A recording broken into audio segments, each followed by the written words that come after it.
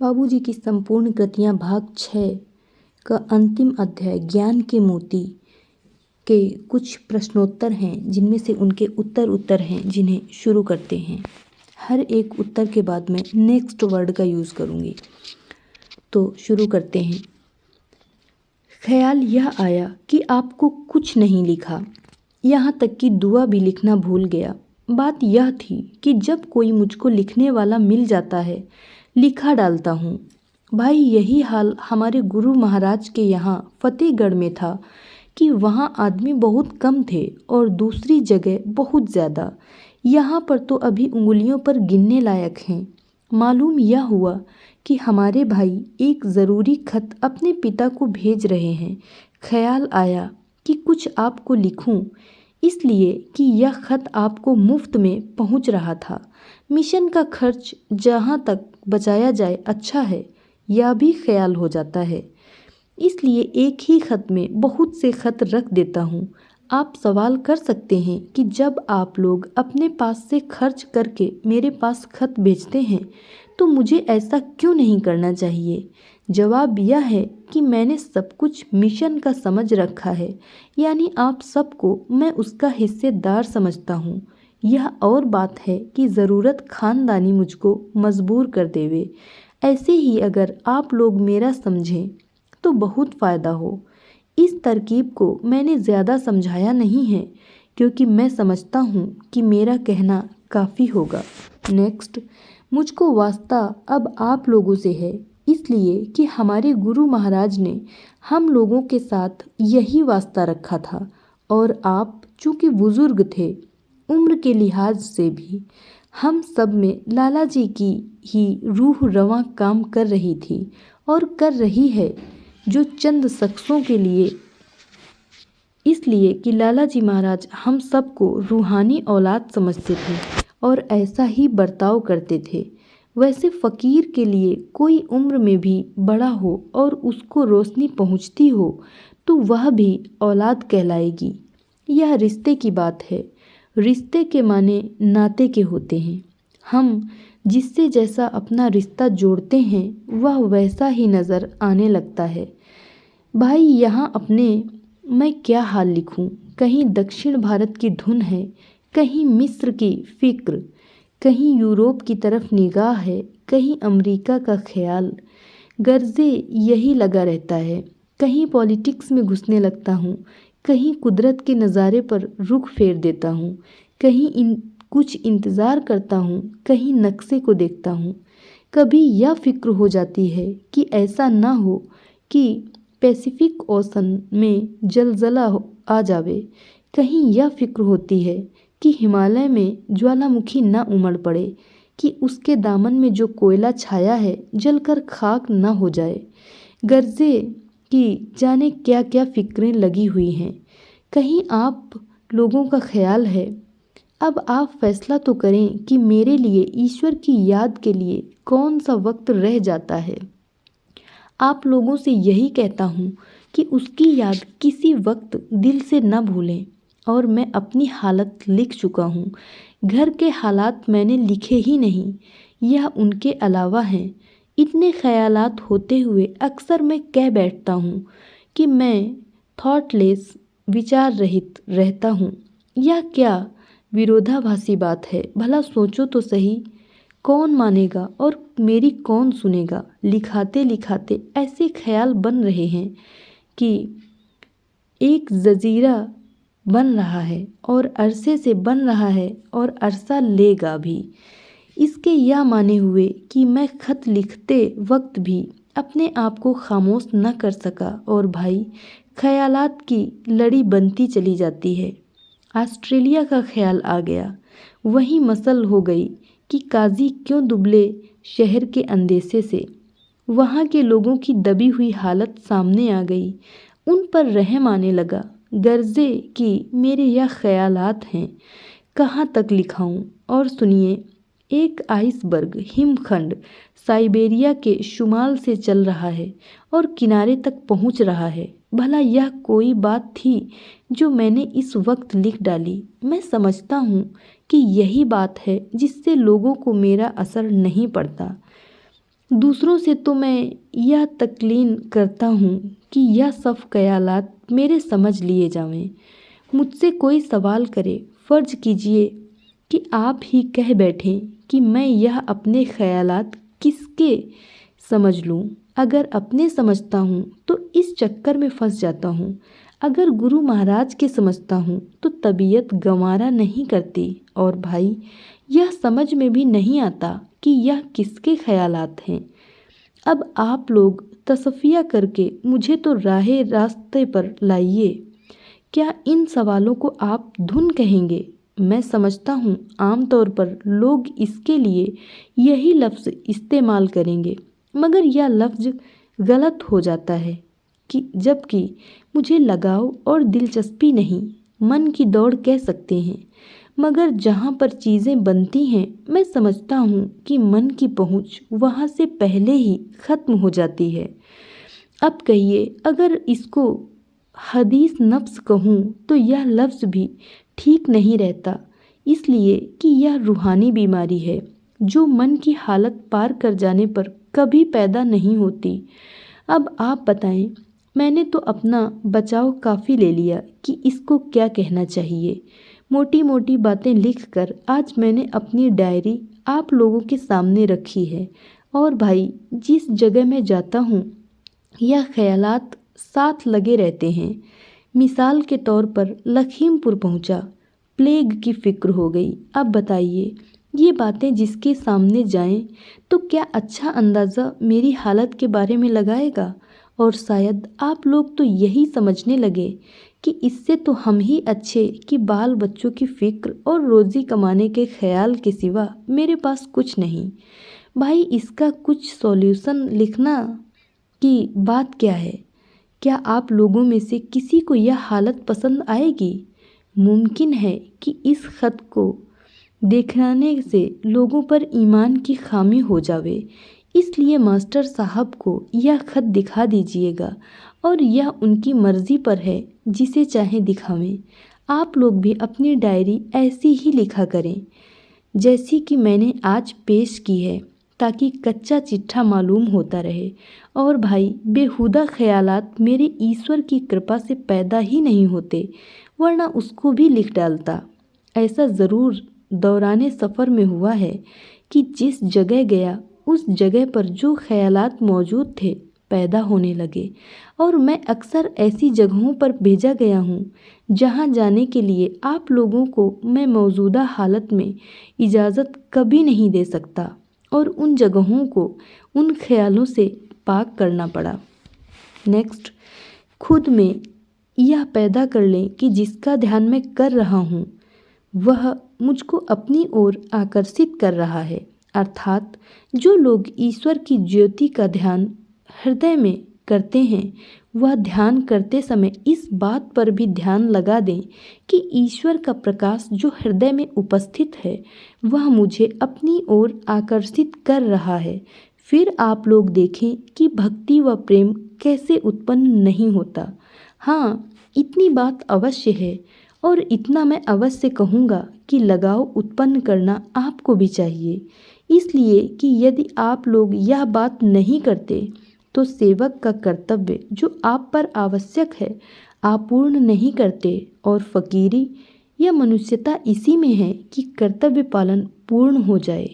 वह मनुष्य मनुष्य ही नहीं जिसकी दृष्टि अपनी ओर नहीं जाती, तथा वास्तविक खोज इसी में है कि हमारी दृष्टि हर समय अपनी ही ओर रहे, और यह वस्तु हमको घुर से मिलती है।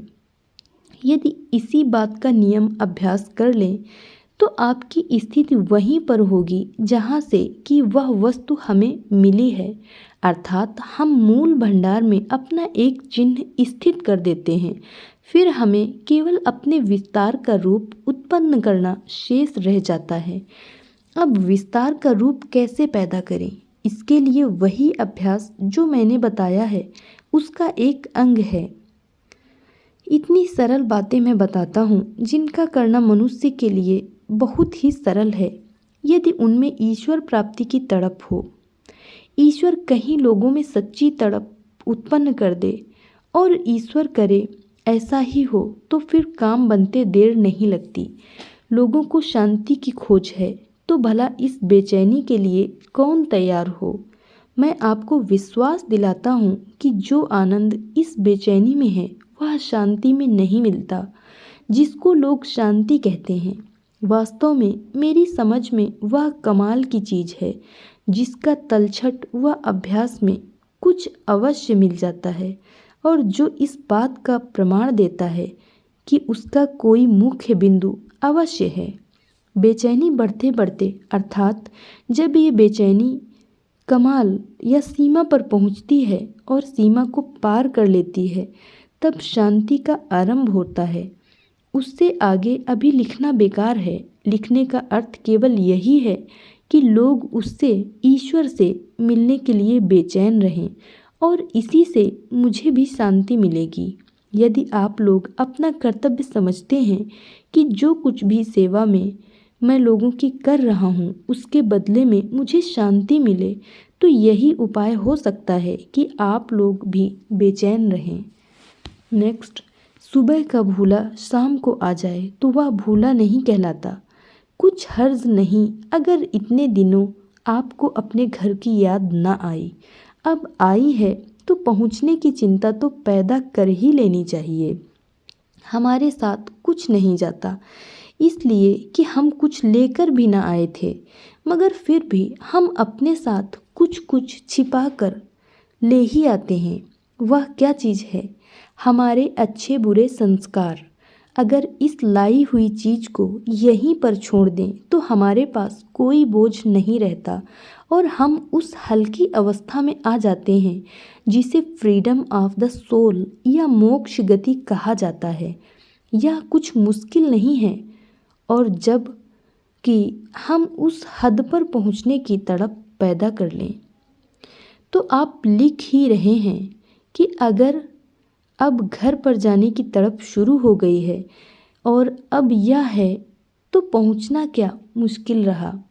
मैंने तो भाई एक सेवक की हैसियत से आध्यात्मिक शिक्षा दी है, फिर भी मनुष्य इस चीज़ को ग्रहण करने की इच्छा नहीं रखते। अब निश्चय किया और पग रख दिया तो इसमें घुसकर भी देखिए कि वह दुनिया है जिसे हम भूल चुके हैं। इस चीज़ को प्राप्त करने के लिए इंसान ने जाने कितने कष्ट उठाए, इसके लिए पुराना इतिहास कह रहा है। फिर है कोई ऐसी चीज़ ज़रूर है जिसके लिए मनुष्य जाति ने त्याग किया है, इतनी ही कि इस बोझ को जैसा कि ऊपर उठा है यहीं छोड़ दें। इतनी सहज चीज़ है और उसको मैं इतने सरल तरीके से बताता हूँ। अब तो भाई सीख कर ही छोड़ो। मुझे बड़ी खुशी होगी कि इस झोपड़ी पर आप आने का कष्ट करें। मुझसे जो कुछ सेवा हो सके उसे आप ग्रहण करें। मैं उत्सव की तारीख 2-2.5 महीने पहले लिख दूंगा ताकि आप ऐसा इंतज़ाम कर लें कि आपको कारोबार में हर्ज ना हो। नेक्स्ट, साधारणतया लोगों ने यह विचार फैला हुआ है कि केवल क्रिया ही है जो हमें बताई जाती है, वह स्वयं पूर्ण दशा पर पहुंचाने के लिए यथेष्ट है। इसके अतिरिक्त उनका विचार दौड़ता ही नहीं। यदि हम अपनी नींव, जिस पर हमें आध्यात्मिकता का भवन बनाना है, राजयोग बतलाते हैं और जो वास्तव में है भी, तो संभव है कि लोगों का विचार उसकी तह तक ना पहुंचता हो और केवल नियमों के पालन तक ही उनकी दृष्टि रहती हो। यह आवश्यक है कि मेरे साथ प्राणाहुति की भी हवा लगती रहती है, परंतु एक वस्तु जो शेष रह जाती है वह है प्रेम और भक्ति। क्रिया के साथ यह चीज़ चलना आवश्यक है। श्री कृष्ण जी महाराज ने राजयोग में इस चीज़ को भी सम्मिलित किया था जिससे शीघ्रता हो जावे और साधक अपने लक्ष्य पर शीघ्र ही पहुंच सके। किंतु इन बातों को अपने में उत्पन्न करना आप ही का काम है। उपाय यह अवश्य है कि ईश्वर का सतत स्मरण रखने का प्रयत्न किया जावे।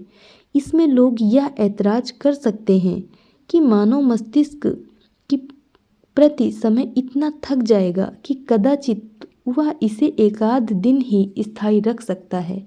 मैं साधारणतया लोगों में यही शिकायत देखकर कुछ आवश्यक बातें लिख रहा हूँ। जो भी कर्तव्य आप करते हैं इसको यह समझ कर करें कि ईश्वर की आज्ञा है, इसलिए मेरा कर्तव्य है, तो स्मरण की दशा अवश्य बनी रहेगी। तथा एक लाभ इसका यह होगा कि संस्कार बनना बिल्कुल बंद हो जाएंगे। हर समय स्मरण रखने से ईश्वर में लगाव भी उत्पन्न हो जाता है। और भाई, क्योंकि हमारे विचार में गर्मी उपस्थित है, इसलिए कुछ उभार की दशा उत्पन्न होने लगती है तथा धीरे धीरे उसी के द्वारा भक्ति का पूर्ण रूप आ जाता है। ज़रा लोग इसकी आदत डालकर तो देखें, फिर देखिए प्रेम उत्पन्न होता है कि नहीं। यह वस्तु तो नितांत आवश्यक है। दूसरी सदाचार की बात जो अत्यंत आवश्यक है वह यह कि हम कोई काम ऐसा न करें कि लोग उंगली उठाएं। हमारे दैनिक जीवन के नियम तथा सबके साथ व्यवहार बहुत ही भला एवं सीधा साधा होना चाहिए। इससे आपके मन को भी संतोष मिलेगा और शांति की अवस्था का आरंभ स्वयं ही आपके अंतर में प्रस्फुटित होने लगेगा। एक भाई ने मुझसे पूछा था कि जब लोग प्रेम करना नहीं सीखते तो अभ्यास के नियम में कोई संशोधन होना चाहिए जिससे यह बात भी सिद्ध हो सके। सोचते सोचते ईश्वर ने मेरी सहायता की और यह बात मेरी समझ में आ गई। चुनांचे, जो अभ्यास आप कर रहे हैं उसमें थोड़ा संशोधन कर दिया गया। मैंने लोगों को 2-1 अभ्यास बतलाए हैं जिसमें वह चीज़ है। नेक्स्ट, चित्त प्रसन्न हो गया यह सुनकर कि हमारे साथी ने परमार्थ की यात्रा करने के लिए कदम उठा दिए हैं। और भाई, प्रेम के साथ जब पग उठते हैं तो यात्रा में हमेशा सफलता ही होती है। मैं तो भाई यही चाहता रहता हूँ कि मुझसे कोई आध्यात्मिक सेवा लेता रहे, और है भी ऐसा ही। सेवक को सेवकाई से गरज, और जो गुरु है वह अपने आप को गुरु समझते रहें। मुझ में तो यह चीज़ कोसों दूर है। जब मेरा यह हाल है कि सेवा ही करना चाहता हूँ, तो फिर यह रहा कि मालिक ऐसा मिलता रहे जो मुझसे सेवा लेता रहे। अब इस लिहाज से आप लोगों पर रहा कि आप मुझसे सेवकाई कराते रहें। इसलिए जब सेवा धर्म है तो इसमें धन्यवाद और कृतज्ञ होने का कोई सवाल ही नहीं। और आप यह लिखते हैं कि अब तो मैं आ ही गया और पूजा में बराबर करता रहूँगा और मैं आपको आध्यात्मिक लाभ और उन्नति देता रहूँ। यह तो बिल्कुल उल्टी बात हुई। अब मैं अपने दिल की बात बताता हूँ। मेरे पास जिज्ञासु सीखने आता है तो मैं यह समझता हूँ कि मुझ पर वाकई इसने यह एहसान किया है और मैं उसका एहसानमंद होता हूँ। आप इस चीज़ को करते ही रहें तो आप अवश्य समझ लीजिए मालिक बेड़ा पार कर देगा और हमारे यहाँ मोक्ष प्राप्त करने के लिए दूसरे जीवन की ज़रूरत नहीं पड़ती। इस वक्त जबकि अभ्यासी को प्रेम और विश्वास हो जाता है, मैं चाहता हूँ कि आप लोग श्री रामचंद्र मिशन के रत्न बने, मुझसे सेवा लें और अपने आप भी दूसरों की सेवा करने के लायक बने। मिशन तो दुनिया में फैल कर रहेगा, मगर अच्छा तब होता जब मैं खुद इस चीज़ को अपनी आँखों भी देख लेता। वह इसलिए कि मैंने अपने गुरु महाराज के नाम मिशन कायम किया है और आप सबकी सेवा में उनकी ही सेवा समझता हूँ। गुरु महाराज को आप लोगों को बना देना मिनटों नहीं बल्कि सेकंडों का काम है, मगर उसके लिए उस प्रेम की ज़रूरत है कि कृष्ण भी अपने को राधा समझने लगे।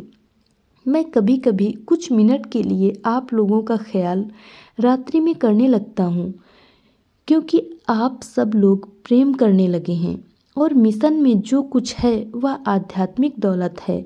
उसको मैं चाहता हूँ कि दोनों हाथों से लुटा दूँ, मगर इसके लेने वाले भाई बहुत कम मिलते हैं। भाई, आप लोग हिम्मत बांधें कि स्थायी रूप से इसे लेकर ही छोड़ेंगे। चीज़ आते हुए देर नहीं लगती। सिर्फ हमको अपने आप को मालिक की मौज और इच्छा में प्रवेश कर देना है।